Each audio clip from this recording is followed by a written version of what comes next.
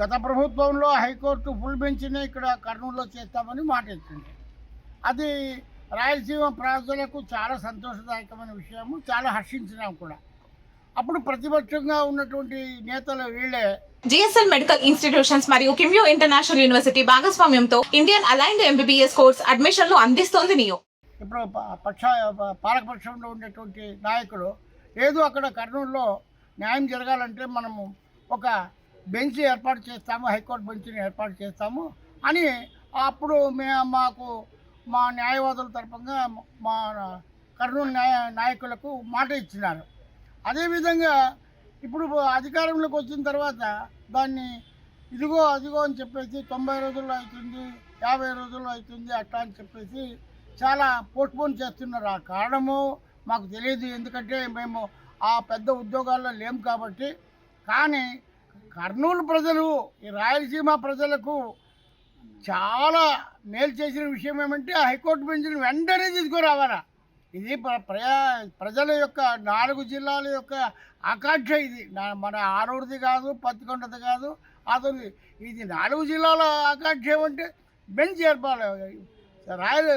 ఇప్పుడు అమరావతి చాలా దూరంగా ఉంది, ఎన్నో ప్రయాసాలకు పోతే ఎక్కడ పట్టించుకునే నాతోడే ఉండడు. ఒక బెంచ్ అనేది సపరేట్ ఏర్పడితే ఇక్కడ ఉండే ప్రజలకు న్యాయ వ్యవస్థ పైన నమ్మకం వస్తుంది, వెసులుబాటు అవుతుంది.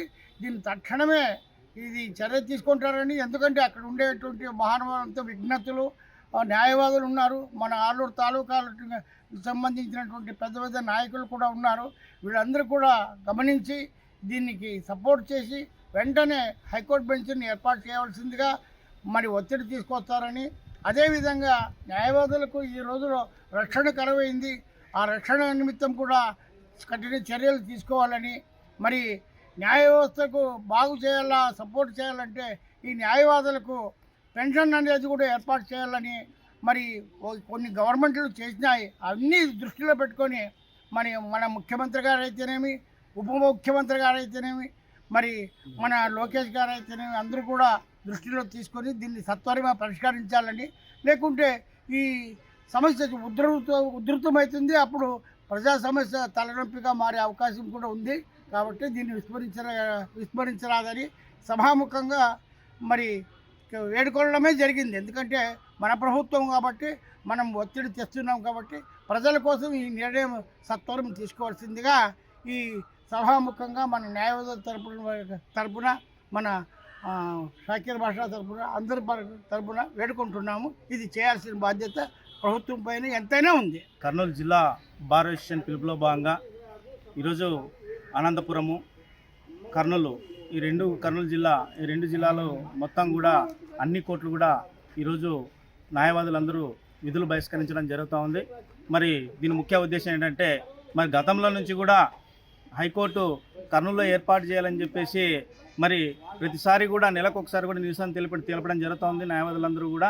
కానీ ఈ ప్రభుత్వం మాత్రం పట్టించుకోవడం లేదు. మరి ఆధునిక వచ్చినటువంటి సందర్భంగా నారా లోకేష్ గారు, మరి అదేవిధంగా మన టీజీ భరత్ మంత్రి గారు కూడా చెప్పారు, 90 రోజుల లోపల మేము హైకోర్టు బెంచ్ని ఏర్పాటు చేస్తామని చెప్పేసి చెప్పారు. కానీ ఇప్పుడు చూస్తుంటే ఇది ఓన్లీ సర్క్యూట్ బెంచ్ని మాత్రమే ఏర్పాటు చేస్తామనేటువంటి విధంగా ఈ ప్రభుత్వం చేస్తుంది. అది కాదు, యాక్చువల్ హైకోర్టునే ఏర్పాటు చేయాలని చెప్పేసి డిమాండ్లో ఉండేటువంటి ఈ పరిస్థితుల్లో ఈరోజు బెంచ్ కూడా కాకుండా సర్క్యూట్ బెంచ్ అనేటువంటి ఏర్పాటు చేస్తామనేటువంటిది ఈ రాయలసీమ ప్రజలందరికీ కూడా ఇది ద్రోహము, అన్యాయం చేసినటువంటి విధంగా ఉంటుంది.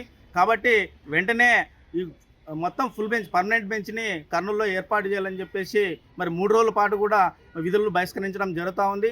అదేవిధంగా అసెంబ్లీ సమావేశాలు జరుగుతూ ఉన్నాయి. మరి ఈ సమావేశంలోన మరి న్యాయవాదులకు రక్షణ చట్టాన్ని కూడా ఈరోజు పెట్టి తీర్మానం చేసి దాన్ని బిల్లును పెట్టి చట్టంగా మార్చాలని చెప్పేసి ఈరోజు మేము డిమాండ్ చేస్తూ ఉన్నాం. మరి లేని పక్షంలోన అసెంబ్లీ ముట్టడికి కూడా మేము వెనకాడమని చెప్పేసి న్యాయవాదులుగా మేము హెచ్చరిస్తూ ఉన్నాం. కాబట్టి వెంటనే ఆంధ్రప్రదేశ్ ముఖ్యమంత్రి వారిలో వెంటనే దీన్ని దృష్టిలో సారించి వెంటనే ఈ చట్టాన్ని, న్యాయవాదుల రక్షణ చట్టాన్ని, అదేవిధంగా కర్నూలులోన హైకోర్టు బెంచ్ ఏర్పాటు చేసే విధంగా వెంటనే అనౌన్స్ చేయాలని చెప్పేసి కూడా మనం డిమాండ్ చేస్తున్నాం. కర్నూలు జిల్లాలో ఈతా దగ్గర అన్ని కోర్టులు బైకాట్ చేయడం జరిగింది.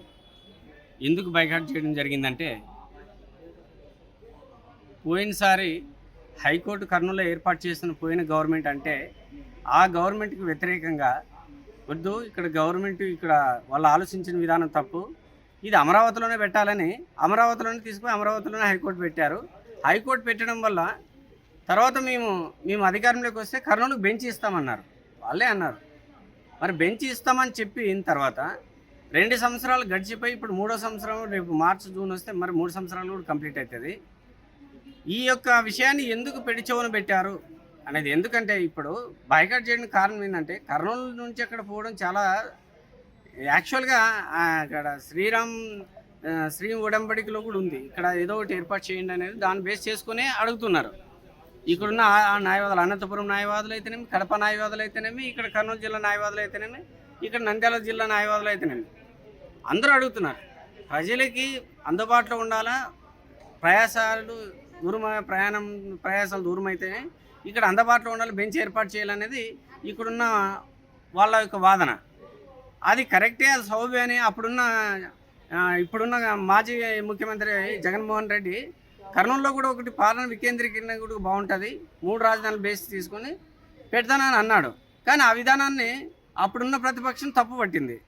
మరి తప్పుపట్టిన తర్వాత బెంచ్ ఇస్తామన్నారు. బెంచ్ని కూడా ఇప్పుడు ఇవ్వకున్నట్ల వాళ్ళు మర్చిపోయినట్లుగా వ్యవహరిస్తున్నారని మా భావన. ఎందుకంటే ఇది చాలా అన్యాయమైన విషయం. చెప్పింది మీరే, సంవత్సరం అయిపోయా, 2 సంవత్సరాలు అయిపోయా, రేపు జూన్ వస్తే 3 సంవత్సరాలు కూడా అవుతుంది. అందుకే ఈ సమావేశాల్లోనైనా మీరు దాని గురించి మాట్లాడి కర్నూలు జిల్లాలో బెంచ్ పెట్టవలసిందిగా ఇక్కడున్న న్యాయవాదులందరూ అభినవము అని మేము తెలియజేసుకుంటున్నాం. ప్రతి నెల 5,000 దాకా ఇచ్చేవారు పోయిన ప్రభుత్వం. ఈ కూటమి ప్రభుత్వం ఏం చెప్పారంటే ఎలక్షన్లోనే మేనిఫెస్టో కూడా మెన్షన్ చేశారు. అది జూనియర్ సర్టిఫికేట్ వాళ్ళకు 10,000 నెలకు ఇస్తామని చెప్పేసి చెప్పారు. కానీ ఇప్పుడు దాకా ఏది కూడా అమల్లోకి రాలేదు. ముఖ్యంగా రాజకీయ నాయకులు కానీ మన రాష్ట్ర ముఖ్యమంత్రి గమనించాలి ఏంటంటే ల్యాండ్ టైటిల్ యాక్ట్ అనేసి పోయిన ప్రభుత్వంలో తీసుకొచ్చారు.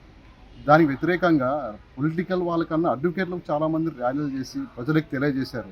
దాని యొక్క అథారిటీస్ మొత్తం ఒక పవర్స్ అనేసి తహసీల్దార్కి ఇస్తామని చెప్తే జగన్ ప్రభుత్వంలో ఉన్న అడ్వకేట్స్ దాన్ని ముందుగా ప్రజల్లోకి చైతన్యంగా తీసుకెళ్లారు. దానికోసం పోరాటం చేశారు. అది జరగకుండా చేశారు. అది కూడా కొద్దిగా గమనించాలి. మీకోసం అటువంటి కాదు కానీ ప్రజల కోసం ఏదో ఒకటి జరగాలనేసి, మంచి జరగాలనే ఉద్దేశంతో అడ్వకేట్ పోరాటం చేసిన తర్వాత అడ్వకేట్ కోసం కూడా మీరు ఏదో ఒకటి చేయాలి కదా.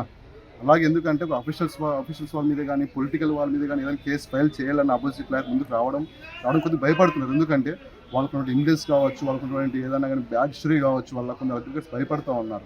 అందుకని అడ్వకేట్స్ అందరికీ ప్రొటెక్షన్ యాక్ట్ అంటే అడ్వకేట్కి రక్షణ చట్టం కావాలనేసి ప్రతి ఒక్క అడ్వకేట్ కోరుకుంటున్నారు. ఉంటే మంచిదనేసి ముందుకు రావడానికి ఏదైనా బాధితులు న్యాయం చేయడానికి కూడా ముందుకు వస్తారు. కాబట్టి అడ్వకేట్ ప్రొటెక్షన్ యాక్ట్ ఖచ్చితంగా కావాలి. మన పొరుగు రాష్ట్రంలో తెలంగాణ రాష్ట్రంలో కూడా ఖచ్చితంగా మననే ఒక నెల కిందనే అమలు చేశారు చట్టాన్ని. ఇక్కడ కూడా ఆంధ్రప్రదేశ్లో కూడా రావాలని కోరుకుంటున్నాం. అలాగే జూనియర్ అడ్వకేట్స్ కూడా మీరు చెప్పినటువంటి మాట నిలబెట్టుకోవాలనేసి ఈ రాష్ట్ర ముఖ్యమంత్రి అయినటువంటి చంద్రబాబు నాయుడు గారిని, అలాగే న్యాయశాఖ మంత్రి ఫారూక్ గారిని కూడా విన్నవించుకుంటున్నాం.